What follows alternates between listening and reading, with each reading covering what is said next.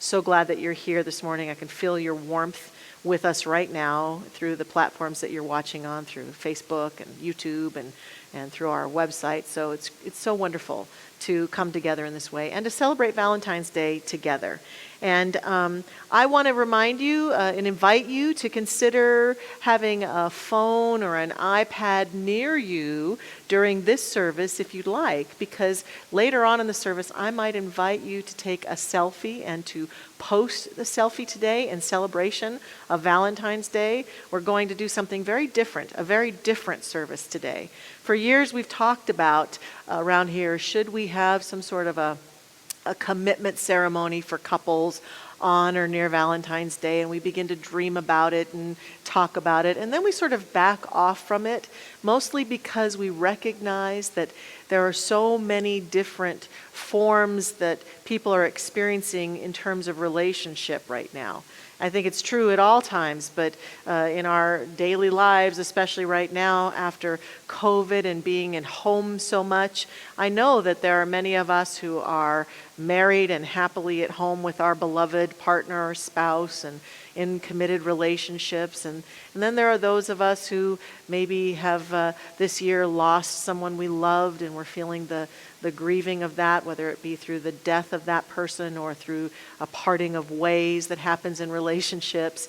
And I've been hearing a lot from people who are just home alone and feeling lonely and disconnected. And I was hearing a story the other day on a news story about people dating and how online dating is having this huge surge during this time of staying at home. And so maybe you're dating and looking for a relationship. But the bottom line is that a commitment ceremony seems to only serve those who are in a committed relationship.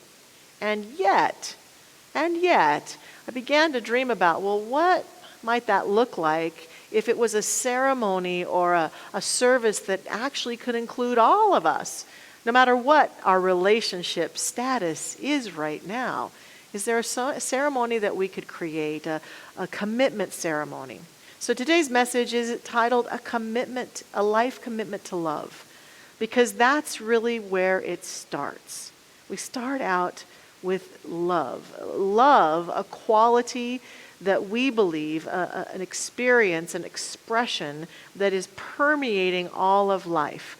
We hear in the Judeo-Christian Bible and in sacred texts everywhere about how God is love. And so we step into that love powerfully, and I'm inviting us to step into it today, no matter what our status is, no matter if we're all alone or we're with someone that we are in love with. And recognize that Valentine's Day can be kind of a charged day for us, no matter what we're in. If we're in a relationship, we might have huge expectations about what our beloved should be doing for us or how they should be treating us today, because after all, it's Valentine's Day. Or if we're all alone, we yearn for that kind of treatment, even just a card or a note, a sign of love. I remember years ago in the 4th grade, my most painful Valentine's Day ever.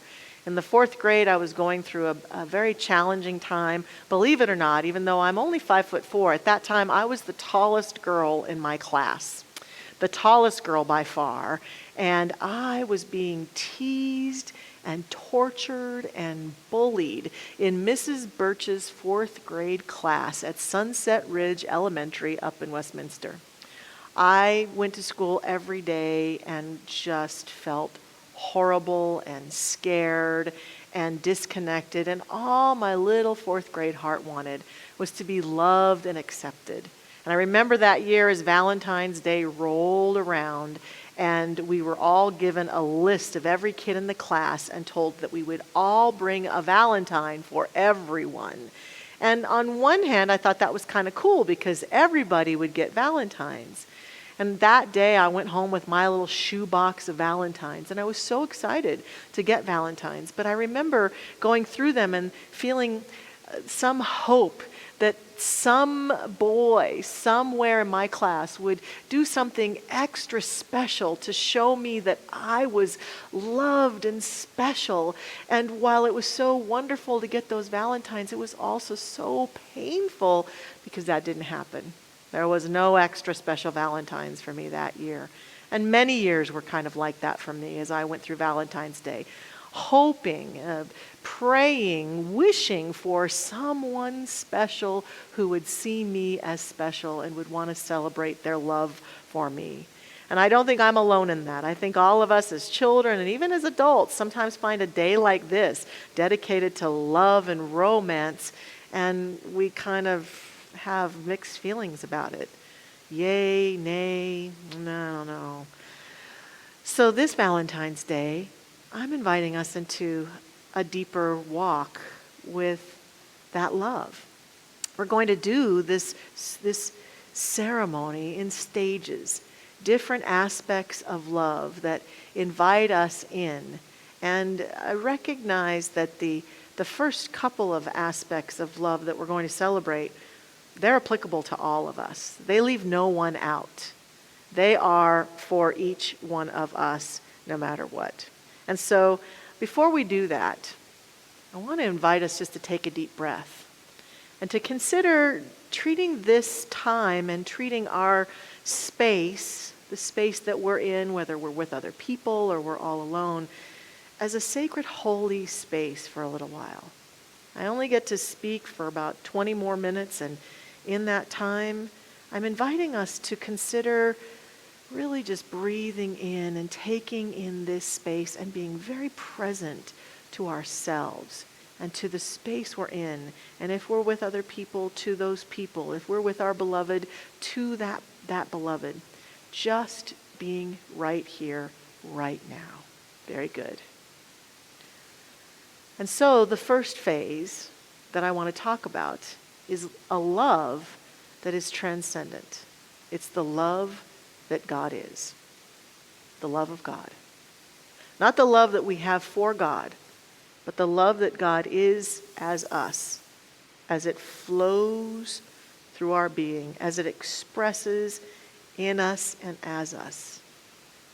This is important for us to stay tuned to, because this love relationship is our one true eternal relationship.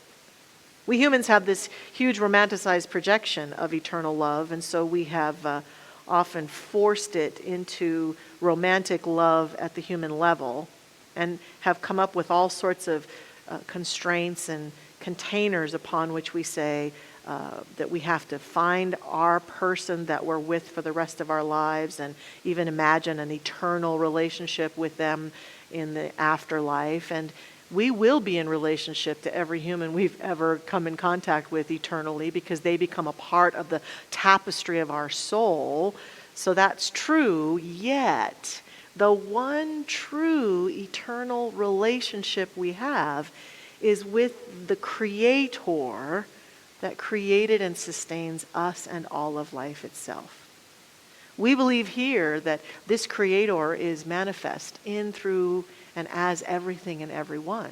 So we have a very personal relationship with it through our own essence, our own soul, our own inner beingness, our higher self. It's often the relationship that we give the least time and energy, pay the least attention to, because our culture and our world wants us to believe that the most important relationship is that romantic one. But see, I believe that this relationship with the divine is the cake. It's the true substance. All that comes beyond that with my friends and family and beloveds and partners might be the icing on the cake. But we don't pay enough attention, I think, at times to this relationship. This one that we will have eternally. This one that is the true sustainer of us. This one that is the wisdom living within us and as us. I often use the example of this life that is within us and all around us is like the sun. It shines unconditionally upon all beings, just as this light shines unconditionally upon us, through us, and as us. Now, through our perceptions, we can block it out. But even the sun itself, the sun that is shining upon this beautiful earth, when it goes down at night as our earth rotates and we cannot see it, still we can measure sunlight even in our darkened space. And for each one of us, I believe God, the love that God is much like this. Even in our darkest moments, if we allow ourselves, we can feel and sense that light that God is, that love that God is, shining through us, guiding us, bringing wisdom and comfort and peace to our hearts. Sometimes when our hearts are broken, when we're confused, when we don't know how to move forward, still, this eternal presence remains solid, secure. It's our truest security. It's our truest love. And it is what we yearn for more than anything else. Yes, I know it appears as though we yearn for relationships with people, and we yearn for that job, and we yearn for money, and we yearn for health, and we yearn for this, and we yearn for that. But truly, I believe that what we yearn for is the experience of the divine in the midst of any condition we're in. And so our first vow today I'm inviting us into is an awakened relationship with that divine presence. And so at any point as we do these vows, if you want to place your hand on your heart, if you want to go into prayer position, feel free. If you want to snap a selfie of yourself and in that space when you're done with your vow, feel free to do that so we can spread the love, so to speak. But I'm going to invite us into that sacred space within and to repeat aloud if you choose to, or even in your own quiet mind, the vow that I've brought today for us and our relationship with the divine. So here's the first vow we get to take. I open to the eternal love of God as my true and only source. I accept that God loves me eternally. And we take a deep breath, and I invite us to feel something click in to the depths of our being, something that is awakened, reawakened, anchored in us, anchored in God, anchored in that love. Then we can move forward into life. The very next relationship we get to explore that's so important is the love of myself, the love of ourself. This is the one relationship that we will have this entire life, no matter what. And I'm asking us today to enter into a deeper commitment with the love of God and the love of ourselves. To be willing to remind ourselves that each one of us is an expression of the divine. And to do the holy sacred work of finding any pockets of perceived unworthiness, unlovability within us, and continue to work with ourselves to heal that, to work with those around us to heal that, to begin to let go of those perceptions. Indeed, I would say that the healing and the restoration of ourselves to ourselves is some of the most holy sacred work we shall do this lifetime. That those of us who live in relationship and have our priorities clear and strong, I believe, are working constantly to stay connected to the divine, and then working constantly to stay connected to ourselves, to establish self-love, to establish self-respect, to establish a relationship with ourselves where we love and are gentle with ourselves, kind to ourselves, so clearly respectful and joyful about this life that we get to be, and to honor that any place that we look out and feel we're not good enough, or we're not worthy enough, or we're not lovable enough, that we understand that that's a perception that we have taken on through our perceptions and relationships, and we alone can begin to make that shift out of that perception and step into that. In 2008, I came here to Denver for a conference we were having for the Centers for Spiritual Living. And my high school friend, Claudia Milner, was teaching at Sunset Ridge Elementary. She was teaching 3rd, 4th, and 5th graders. And I made arrangements to go visit her at that school, thinking it might be kind of healing, because I knew that I wanted to heal. I was being called to heal some of those reflections and perceptions I had of myself from that time in 4th grade. And I thought it would be really healing to walk into that school again and walk in as a grown woman and be strong. Well, it turns out, unbeknownst to me or to Claudia, that when I went to visit Claudia in her classroom, she was teaching in the same 4th grade classroom that I had experienced all of that pain and suffering. It was hard to walk into that classroom, although I was thrilled to see my beloved Claudia and thrilled to see her teaching and thrilled to be with these beautiful children she was working with. And it was around Valentine's Day. The kids were making Valentines. I went and sat down over in a corner and just observed and was going through my own sacred process of just breathing and trying to send love into the space and just be light and enjoy the children. And all of a sudden, out of nowhere, one of the little boys came over and kind of shyly gave me a Valentine. And my heart just burst open.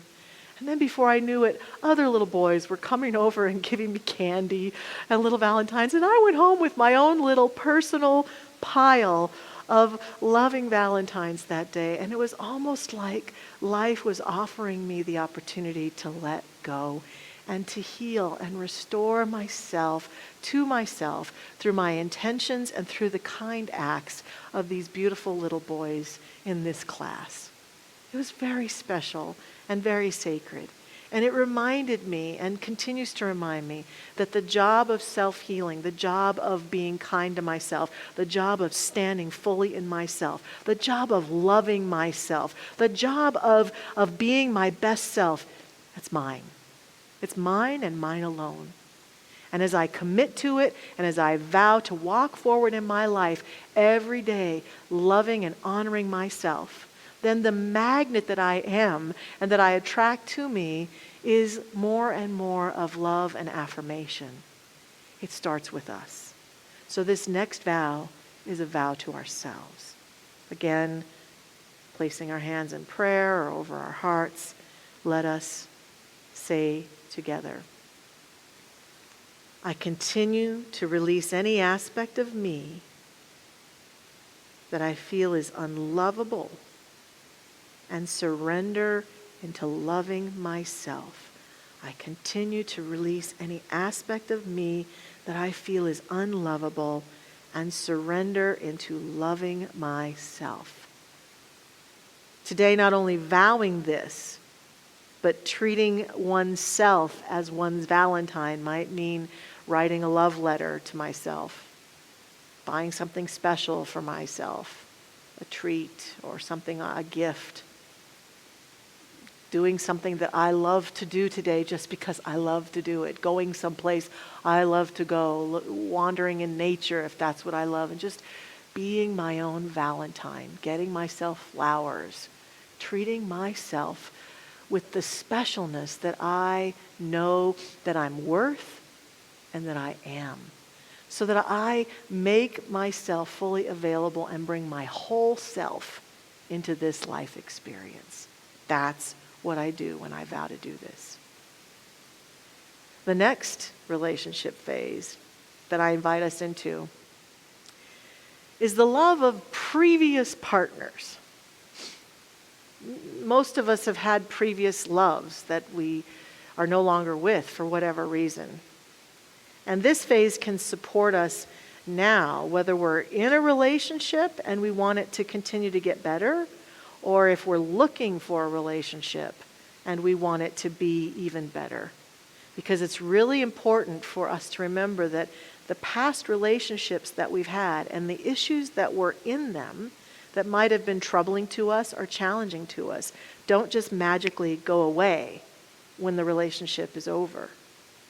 No matter where that other person is, there's always a contribution that we're all making to our relationships and our previous relationships and the issues we've had with them. If we don't continue to smooth them out and work with them and heal, they energetically remain in our consciousness, in our energy. They remain as perceptions we have about ourselves. They remain as an energy that drives us forward to be attracted to people who have the similar energy of our previous partner, until we have been willing to work to let go and to even forgive and to do our own healing of ourselves and reclaim ourselves within the life of that relationship, even when it's gone, even when it's no longer here.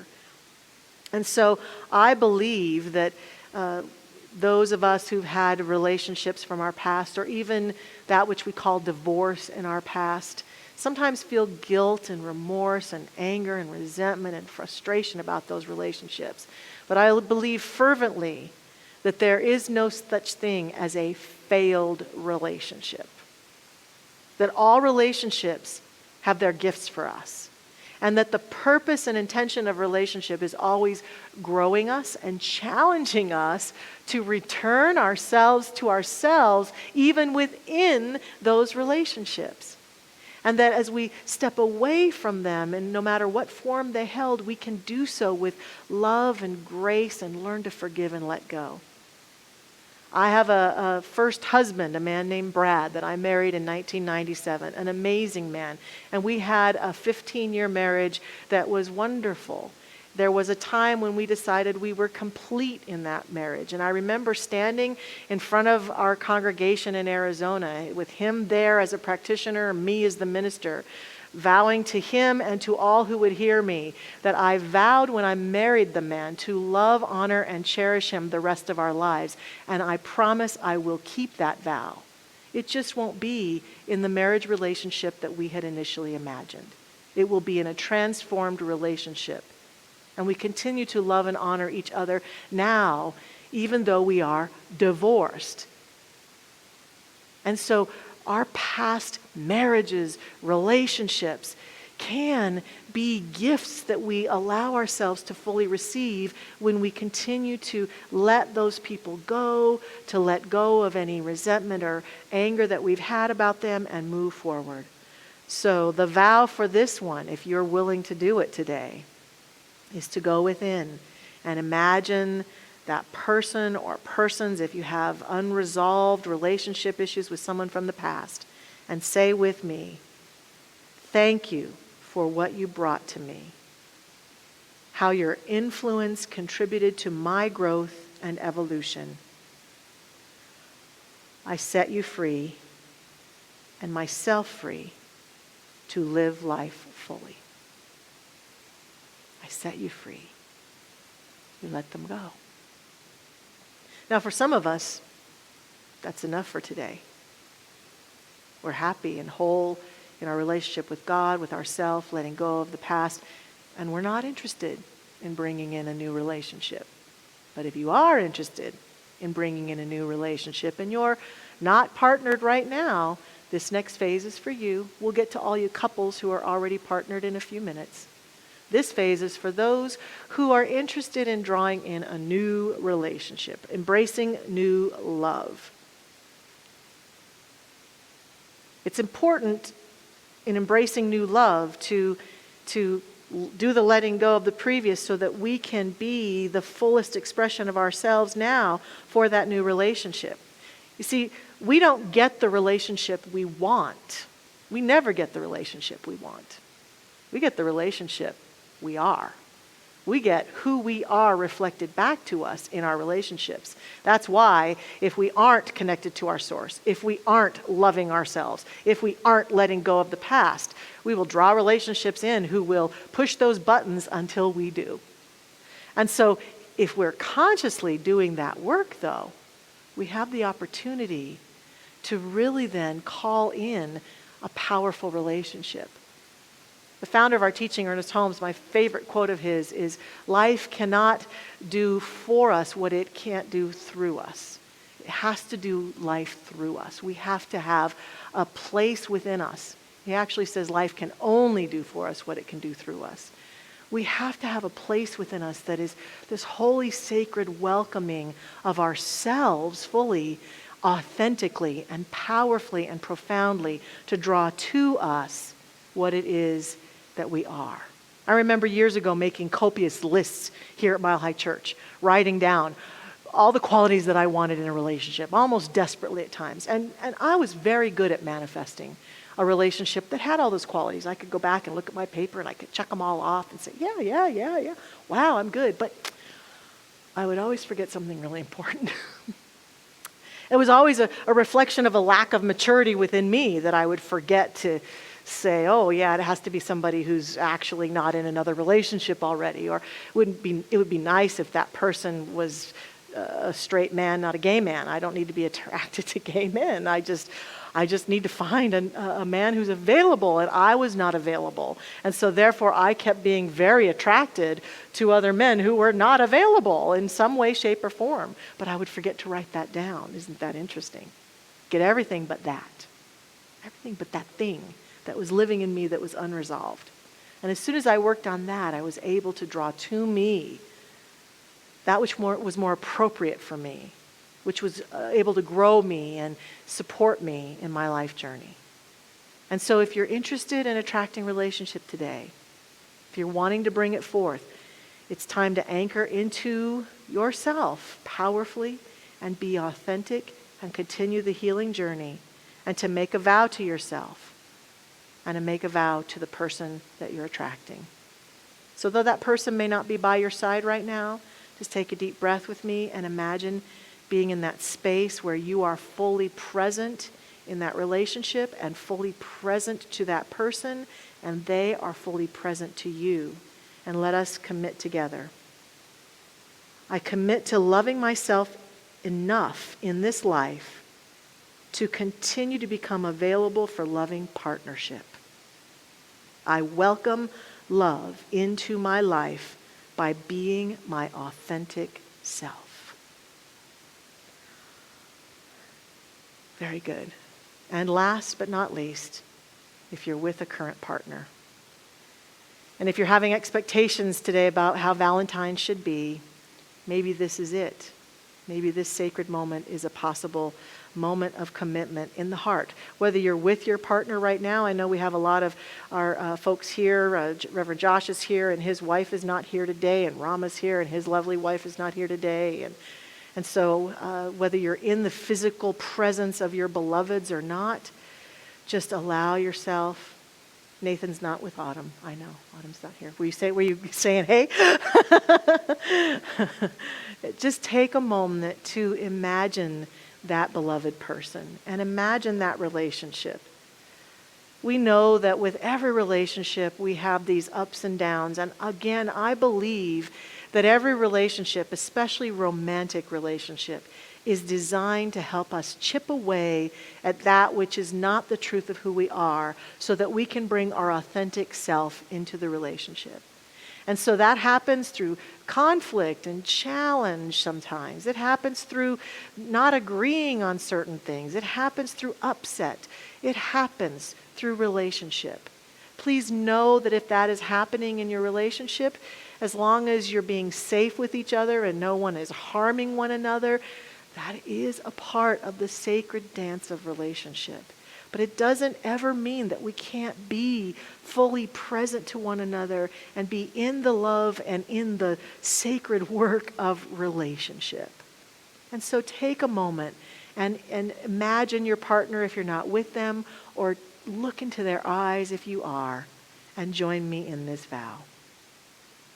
I love myself and love you enough to commit to living a life dedicated to love and partnership with you. Today I celebrate our love. And just know that we're here for you here at Mile High Church. Through all of these phases of love, if you need support, and sometimes we do, we need someone else who's objective, a therapy or a practitioner or a group or friends to support us in our relationships. And particularly right now, our practitioner prayer partners who've really honed in on the art of relationships are available through our prayer and care center right now for anyone who'd like to work on relationship issues. You can go to the Mile High Church website and find the prayer and care center and sign up for a session. It's a Zoom session right now. It's an online session, but they're here for us right now to help us anchor in relationships. And if by some chance you have taken one of those pictures, we invite you to flood social media today, Facebook, Instagram, LinkedIn, whatever you like, to flood social media with the picture of yourself in your vow or you with your beloved, and hashtag, it's going to be hashtag Valentine's vows. Hashtag Valentine's vows, so we can see each other's pictures and feel the love, because there's so much going on in the world. And today on Valentine's Day, we at Mile High Church would like to spread love, and show love in its full force, which is you and me and all of us loving God, loving ourselves, loving each other.